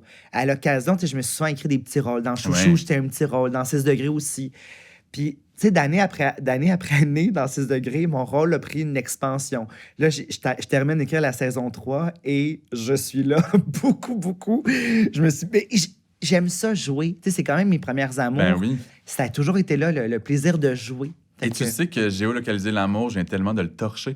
C'est mon œuvre préférée, je l'ai dit tout à l'heure, dans ta bibliographie. Exact. J'ai même participé à une analyse de cette œuvre-là dans un balado de la Fabrique culturelle il y a quelques années. Tu lisais des extraits. Ouais.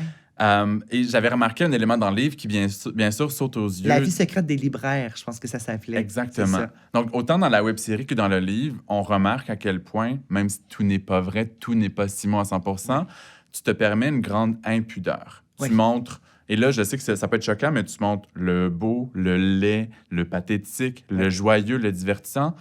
Tu montres tout. Est-ce que tu as un jardin secret? Ah, mon Dieu, immense. Ouais. Je suis très, très prude, étonnamment très, très prude avec mon corps, même si dans la série, je ne le suis pas, avec mon corps, avec mon privé. Tu sais, vous remarquerez, là, je dis vous en général, là, je ne te vois pas d'un coup, là, mais les gens pourront remarquer que je ne ferai jamais d'entrevue avec mon amoureux dans le séjour. J'ai reçu des offres. Je dis séjour, là, mais je veux dire n'importe quel magazine. Là, même quand je participe, mettons, j'ai fait beaucoup d'entrevues avec Covedettes, c'est toujours orchestré sur le travail, puis on met la limite. C'est mon jardin privé. Quand c'est dans la création comme ça, c'est un moi qui est fantasmé. C'est un moi différent. C'est sûr que ça fait appel à une grande part d'impudeur parce qu'il y a beaucoup de choses qui viennent vraiment de moi.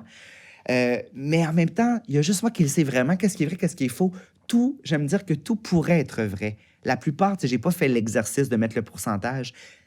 La plupart des choses sont fausses, sont inventées, mais tout pourrait être vrai. Tout part de quelque chose de sincère. La démarche est sincère. Mais que les gens puissent imaginer que tout est vrai, ça te dérange pas? Ça me dérange pas du tout. Même, je trouve ça le fun. J'aime ça, je disais tantôt, j'aime ça flouter mon contour. J'aime ça aussi flouter le vrai et le faux. L'autofiction est un genre qui m'a toujours séduit. Très, très tôt, moi, j'étais un lecteur. J'avais peut-être 18 ans, 19 ans. Je lisais Violette Leduc, qui est à ce jour mon écrivaine qui a changé ma vie. C'est l'écrivaine dans ma vie où je me suis dit, c'est possible de tout écrire. Tu as dit tantôt le beau et le laid. Violette Leduc, elle a incarné ça dans mes yeux. Pour moi, elle dit toutes les choses humiliantes. Elle raconte dans La Bâtarde, donc elle raconte sa condition de bâtardise. Elle raconte sa relation à une époque, être lesbienne dans les années 50. Elle raconte tomber amoureuse de Jean Cocteau et de Jean Genet parce qu'elle savait très bien qu'il ne l'aimerait jamais en retour. Elle raconte son histoire d'amour avec Simone de Beauvoir qui ne l'a jamais aimé. Donc, elle raconte le pathétisme, le rejet constant chez elle. Et dans la suite, La folie en tête, il y a une scène que je trouve grandiose. Elle est avec Nathalie Sarraute, Simone de Beauvoir, une autre écrivaine, Colette Daubry, je pense. Et là, les 4 parlent de Virginia Woolf. Mm-hmm. Et elle ne l'a pas lu. Puis elle se sent évidemment inférieure aux autres et elle se met à bullshitter. Puis elle dit, c'est tellement surfait. Elle condamne Virginia Woolf sans ne l'avoir lu. Mm. Puis moi qui lis ça, j'ai pas lu tous les auteurs, toujours pas aujourd'hui, mais à ce moment-là, je souffrais d'imposture, je souffrais je me comparais beaucoup à elle, je comprenais l'idée de mentir puis de dire « Ouais, c'est très moyen ça, puis tu l'as même pas lu ». Puis elle le dit, ça, d'elle. Elle raconte ça dans son autobiographie. Je me sens de guillemets, là, appelons ça comme on veut. Là, sa biographie autofictive? Si on veut. Il n'y avait pas de terme à l'époque. C'est comme une précurseur de l'autofiction. On dit que le terme est arrivé au début 70, 72. Mais elle en écrivait. À mes yeux, c'est ça. C'est-à-dire qu'elle réinvente son nom parfois. Des fois, elle donne un autre nom, mais c'est toujours elle dans plein de situations. Et donc, elle m'a donné la permission. En lisant, j'ai fait « Hey, c'est possible de tout dire. » Moi, ça m'excitait d'aller dans ces zones-là d'impudeur puis de laideur aussi. Je pense qu'on se reconnaît dans la faille. J'ai toujours dit, moi, dans la chute, je me reconnais bien plus que dans l'élévation. Ouais. Moi, quelqu'un qui plante, je me dis « C'est moi, ça. Je plante partout. Je glisse. Je perds pied. J'ai un accident, puis j'en ris ou j'en pleure, mais j'ai glissé. » Là, je me permets une autre question difficile parce qu'on se connaît bien. Je me souviens que par rapport à Géolocaliser l'amour, il y avait eu des commentaires à Ici Première de certaines critiques comme quoi tu mettais beaucoup de références à Simon au Match des Étoiles, Simon attend l'entrevue, etc. Et je me demandais, qu'est-ce qui te vient en tête pour leur répondre? Puis autrement dit, pourquoi quelqu'un qui a autant de succès s'auto-réfère aussi souvent dans Géolocaliser l'amour? Parce que c'était pas présent, ces références-là, dans le livre. C'est ce que l'œuvre télé, web permet, c'est d'aller jouer dans tout ça. Pourquoi tu as eu ce réflexe d'aller ajouter tous les moments où tu as été médiatisé? Des fois, il y a des moments humiliants, j'en suis bien conscient. Tu te donnes pas le beau rôle, tu n'es pas en train de dire « Regardez à quel point j'ai été merveilleux à toutes les occasions que la caméra était devant moi. » C'est généralement des moments humiliants, je trouve, personnellement. Mais pourquoi l'autoréférence? Ben parce que ça m'amuse. C'est aussi simple que ça. Tu sais, puis je comprends. Tu sais, c'est comme un genre littéraire que j'ai un peu appliqué à la télé. Moi, je me dis pourquoi pas. Tu sais, c'est vraiment une vraie autofiction. Je prête mon prénom, je prête même mes archives. Et moi, je trouvais que c'était une couche supplémentaire. Prêter des archives, ça donnait une concrète. Tu sais, quelqu'un qui me connaît pas, il y a des gens qui font, bah, c'est un personnage, je sais pas c'est qui, c'est correct. Mais là, avec les archives télé, où on voit que c'est enregistré devant le public, puis là, hein? Donc, ça donne une concrétude à tout ça. Ça donne une autre dimension où... Ça floute encore plus. Ça floute encore plus. Puis moi, tu vois, c'est un jeu. Au même titre que j'avais envie de jouer, dès le départ, je voulais que ça soit protéiforme. Je me suis dit, c'est du web, je peux tout me permettre. On peut jouer dans la réalisation avec des acétates. Moi, j'aime beaucoup. Je me suis dit, c'est le fun de ne pas tout le temps avoir son cellulaire au bout de sa main pour parler de ça. Sinon, c'est tout le temps ça, notre génération. En tout cas, la réalité des applications de rencontre, c'est que tu as tout le temps ça à portée de main. Je me suis dit, ça serait-tu le fun de faire un pied de nez à notre ère, puis prendre un rétroprojecteur. Puis au départ, tout s'écrivait. On a coupé beaucoup, là, mais les textos s'écrivaient sur un rétroprojecteur pour ramener, pour un bel anachronisme, de faire un clin d'œil saugrenu, des moments dansés, à quelques reprises de la danse là-dedans, et pourquoi pas mettre des archives. Et j'ai réalisé rapidement que les archives donnaient un point d'ancrage. Dans chacun de mes épisodes, ça donnait une espèce de tournure. Ça mettait en lumière, en fait. Mettons, je donne un exemple. Il y a un épisode où on voit, tout le monde en parle, quand j'ai fait la split, j'ai fendu mon pantalon. Ouais. Et ça fait écho à, il a fendu de l'intestin. Puis là, puis l'infirmière le reconnaît de tout le monde en parle. Je pense pas que c'est l'infirmière, je pense que c'est quelqu'un qui vient visiter, une visiteuse qui le reconnaît de ça. Mais tu vois, c'est juste s'amuser. Fait qu'il n'y a pas un sous-texte inconscient de « Regardez, j'ai existé dans des émissions populaires ». Non, je pense pas. Je pense que peut-être que ça a été un ajout, parce que, tu sais, entre le 2016, c'est-à-dire la publication du livre, et le 2022, là où la série maintenant prend forme, il est arrivé un événement que j'avais pas prévu. C'est j'allais dire une surexposition. Je dirais pas une surexposition. Il y a des gens qui disent ça, peut-être, je sais pas, mais je suis devenu médiatisé. Ouais. J'avais écrit que tu étais devenu une personnalité publique dans le Fugue il y a quelques années. Je pense que maintenant, tu sais, j'étais allé à Joliette en fin de semaine, je peux dire, OK, on m'a beaucoup jasé même à l'entracte, je me suis pas levé parce que je trouvais que j'attirais beaucoup l'attention, je vais rester assis. Il y a une dizaine de personnes qui sont venues me jaser comme ça. Fait que j'ai fait, bon, je pense que je suis un peu médiatisé maintenant, officiellement. Tu sais, quand tu sors de Montréal, c'est là que tu t'en rends compte. Ouais. Et donc, je vais jouer avec ma nouvelle médiatisation.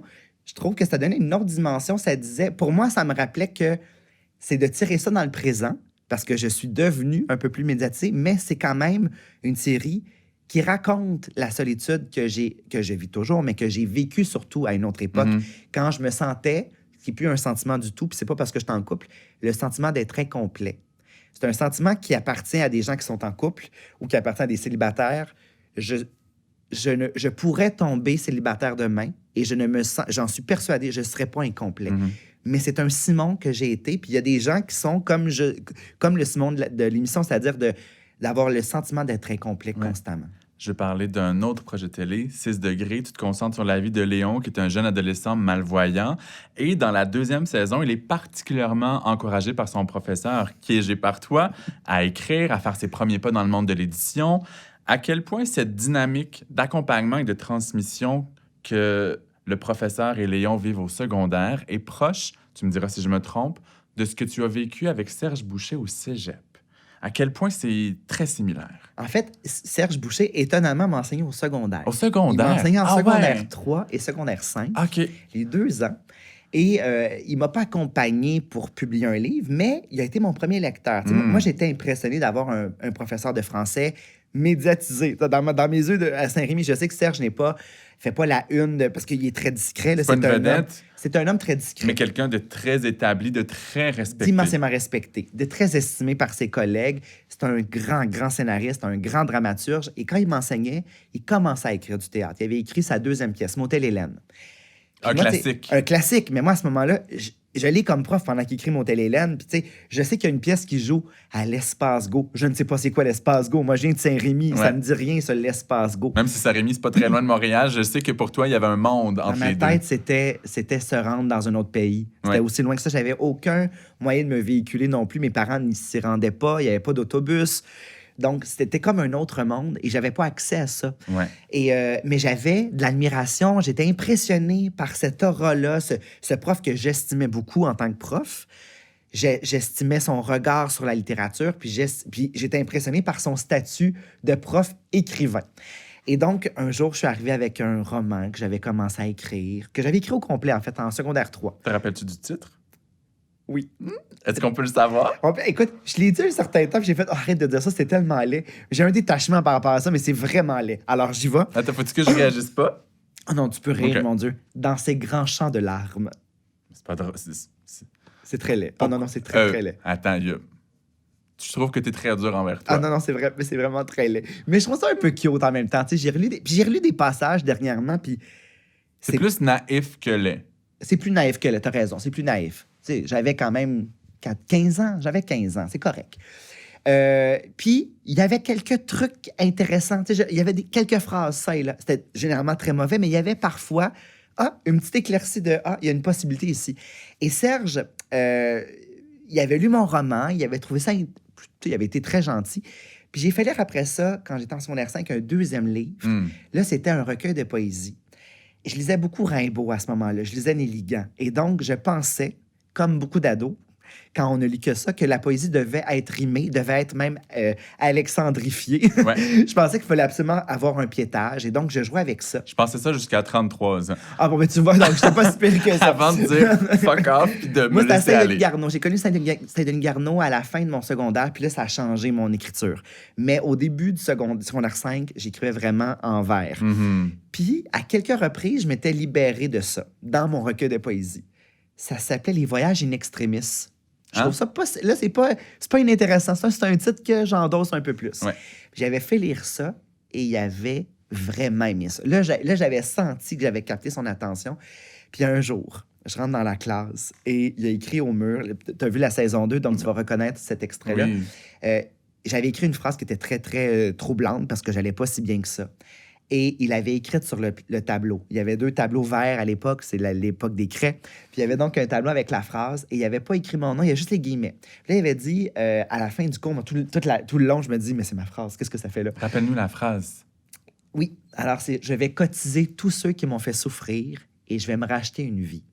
Une phrase que je prête à Léon. Tu l'avais écrite à 16 ans? J'ai écrit ça à 16 ans. J'ai écrit ça à 16 ans. Puis encore aujourd'hui, je me dis, là, il y a quelque chose. Oui, puis c'est drôle parce que quand je fais des conférences dans les écoles, je leur dis toujours pour rappeler aux jeunes que le talent pour l'art n'apparaît pas toujours à 12 ans, à 9 ans ou à 17, que dans les cours de français, quand les profs nous disaient « Voici les meilleurs textes avec le moins de fautes ou les plus originaux », j'en faisais pas partie. Moi, il y a quelque chose qui est débloqué plus tard.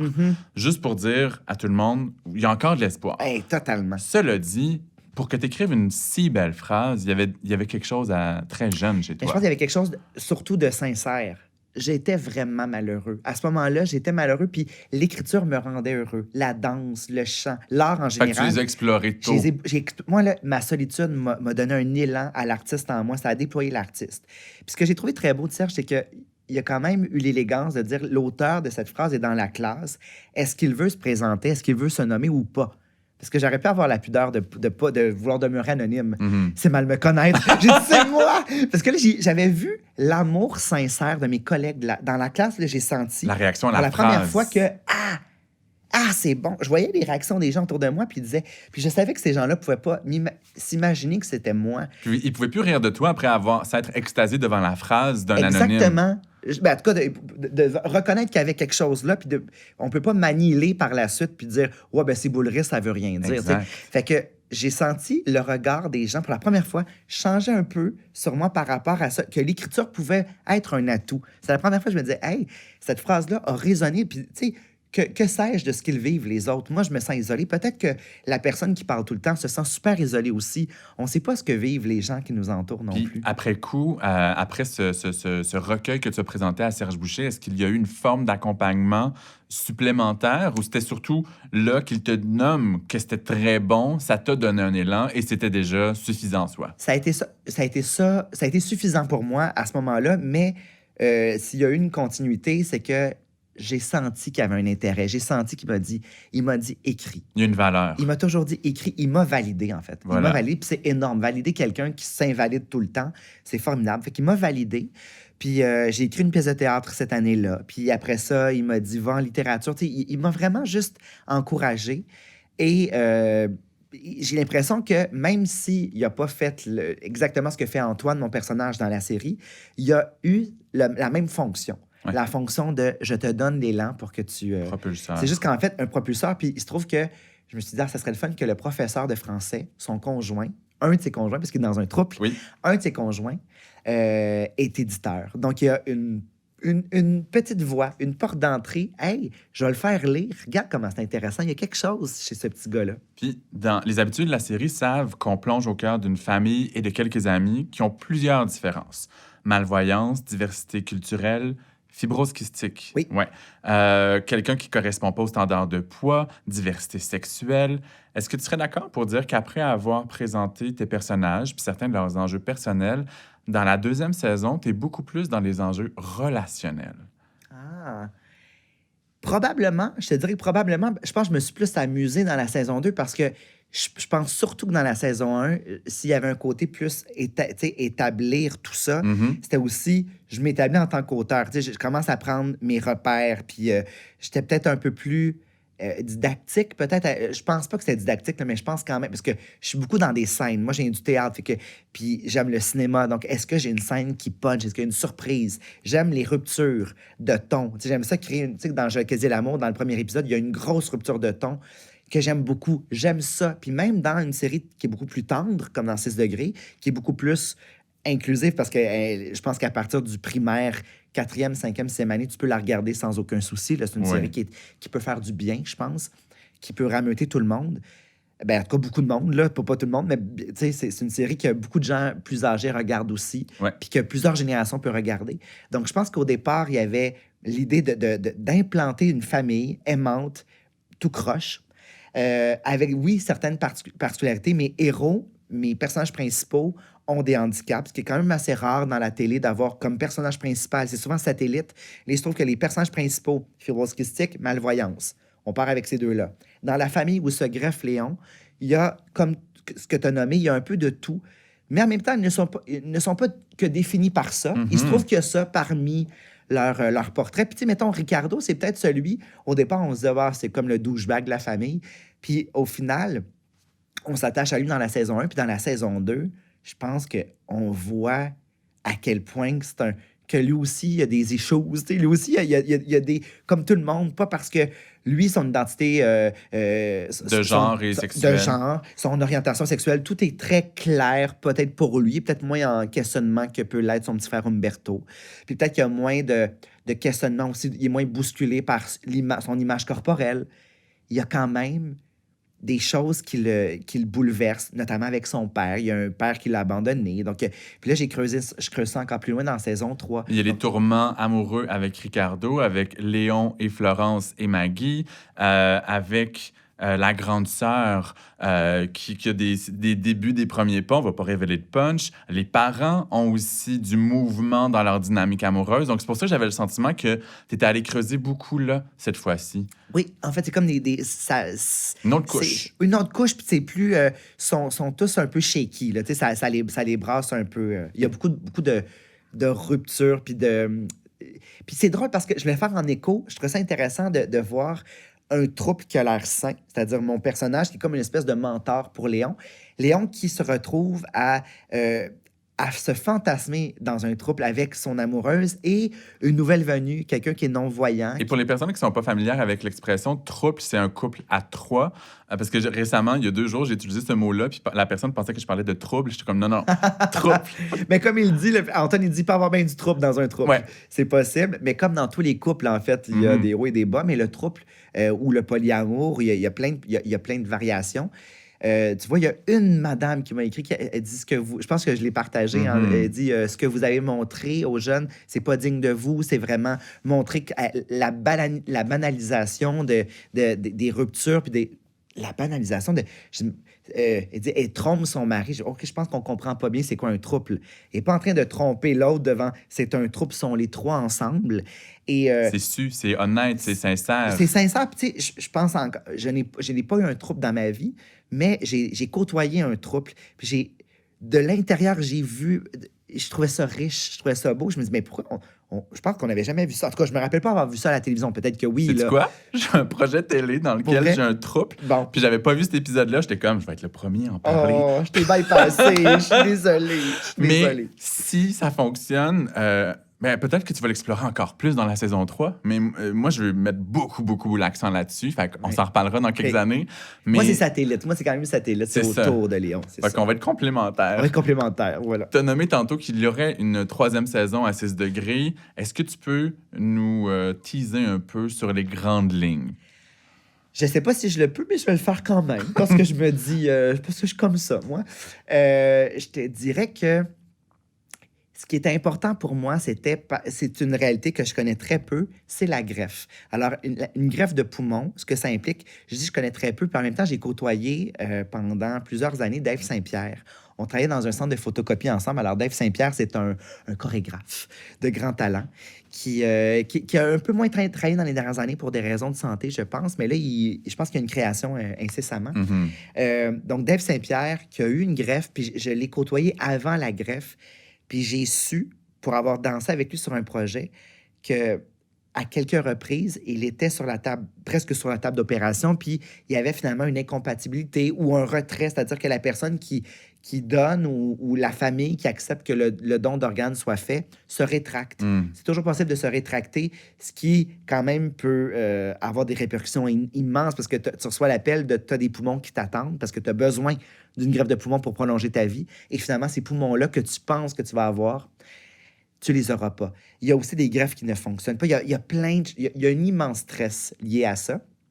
Et il y a Sarah Detmer, ce qu'elle s'appelle, c'est une fille formidable qui a eu une greffe de poumon et qui m'a beaucoup nourri dans l'écriture de la saison 2 pour toute la finale, parce qu'il est question de ça. Et pour la saison 3, je pourrais dire comment ça commence. Ça commence avec une greffe qui va fonctionner. Et donc, on est plusieurs mois plus tard, on est presque... C'est le retour de l'école secondaire 5. C'est la dernière année du secondaire pour Florence et pour Léon. Et donc, Florence a une greffe. Et ce qui est formidable, c'est que Sarah m'a raconté que dans ce genre de rituel-là, souvent, il y a ce qu'on appelle le parrain ou la marraine de greffe. C'est comme une espèce de répondant qui est passé par là. Puis il peut vraiment te dire que c'est normal que tu te réappropries ton corps. C'est normal que ton souffle, tu le reconnais pas parce que ton souffle va changer. T'as un 3 mots, ça va vraiment pas. Mais après ça, si la greffe fonctionne bien, tu te sens, c'est comme à un moment donné, tu peux te déployer sans bon sens, tu peux tout faire. Tu as l'impression que tu es devenu un surhomme ou une surfemme. Et donc, Sarah m'a beaucoup nourri là-dessus. Puis j'ai tellement aimé, elle m'a beaucoup touché, cette fille-là. Donc, je vais lui offrir un rôle. Elle va jouer donc la marraine de greffe de Florence. Il y a tellement beaucoup d'elle. Puis je pense qu'elle était heureuse, évidemment, quand tu dis, on parlait de recherche tantôt. Moi, quand j'écris pour la télé, ça va de soi. Il y a tellement beaucoup de personnages que j'ai besoin de tout valider. Ouais. J'ai besoin d'aller m'assurer que si j'ai un mécanicien, que ma réplique sonne comme quelqu'un. J'ai une mécanicienne dans la saison 2. J'ai besoin que les choses soient le plus vrai possible. Puis Sarah a vraiment nourri ça. Je dis, mais Sarah, j'aimerais ça que tu sois dans la série. Et cet automne, on va également découvrir ce que tu nommais comme étant ta première dramatique des épisodes d'1 heure. C'est Chouchou. Ça va être diffusé sur les ondes de nouveau.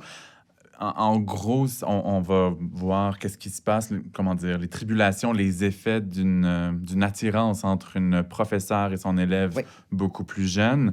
Là où je veux t'amener, c'est pas dans le résumé de la série, mais comment tu abordes un projet qui est pour les adultes versus pour les jeunes, toi qui navigues depuis si longtemps là-dedans, que ce soit pour la télé ou pour la littérature, de quelle façon ça transforme ton approche?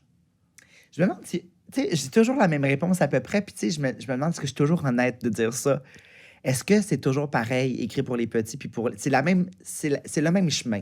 Le chemin est quand même pareil. Il y a juste tout le temps, je me dis toujours, celui qui reçoit, c'est pas le Simon de 40 ans. Là, j'ai eu 40 ans cette année. C'est pas le Simon de 40 ans auquel je m'adresse. C'est le Simon de 5 ans, 10 ans, 15 ans. Mhm. C'est cette sincérité-là que je trouve importante quand je m'adresse à des enfants ou à des ados. Donc, des émotions et des événements à hauteur Exactement, ça veut dire que je d'enfants, me d'ados, mets d'adultes. à partir, tu sais, je suis mon propre baromètre. Hein. Je peux pas, moi, à 15 ans, si j'avais des désirs qui étaient particuliers, je peux écrire là-dessus parce que moi, j'en avais. Je me trouve honnête de faire ça parce que j'ai cette référence-là. J'ai beaucoup fait ça dans mes romans. Là, c'est une série qui a un sujet très tabou. Puis en même temps, je réalise à quel point que j'ai toujours utilisé des sujets tabous, même quand je m'adresse aux enfants. J'ai parlé d'homoparentalité à un moment où c'était super tabou, tellement que c'était une pièce de théâtre qui a pas tourné finalement pour ces raisons-là. Ça a à peine tourné. Il y a combien d'années? C'était, je pense, il y a plus de 10 ans. C'était en 2011, je pense. Puis ça n'a pas tourné. Puis quand je l'ai adapté en roman, le roman est sorti au moment où on s'intéressait à ça. On avait envie d'entendre parler de ça. Rappelle-nous le titre. Ça s'appelle Le dernier qui sort éteint la lumière. Ouais. Le roman a marché. La pièce de théâtre, tout ce que je n'ai pas vu à la télé, n'a pas fonctionné. Puis pourtant, c'est une de mes pièces dont j'étais le plus fier. Je trouvais les acteurs tellement bouleversants. C'était les deux papas qui racontaient leur histoire d'amour. Hey, j'ai sur envie la de faire scène. un lien parce que j'ai entre les mains, avant tout le monde, Déjeuner avec papa, qui est un roman graphique, on peut dire album illustré. Oui. Donc, ça sort au mois d'août. L'épisode que vous écoutez, que vous regardez, est mis en ligne en septembre. Donc, c'est déjà disponible. Même si le balado n'est pas un de promotion, je veux que tu prennes un moment pour nous dire dans quoi tu nous plonges dans ce livre-là. On n'est pas loin, tu as raison, il y a un beau lien au niveau de l'homoparentalité. On est d'abord dans une relation père-fils. Père-fils dans le silence. C'est un père qui est plutôt silencieux. Moi, je considère que l'amour peut traverser dans les paroles autant que dans le silence aussi. Puis c'est un père qui est de peu de mots, mais qui est très aimant. Et donc, il y a un rituel. Le père et la mère se sont séparés, sont en très bons termes. Il n'y a pas d'animosité. On n'est pas en train de diaboliser l'ex du tout, ni de part ni de l'autre. Là. Les deux sont... même qu'elle dit un peu à la blague...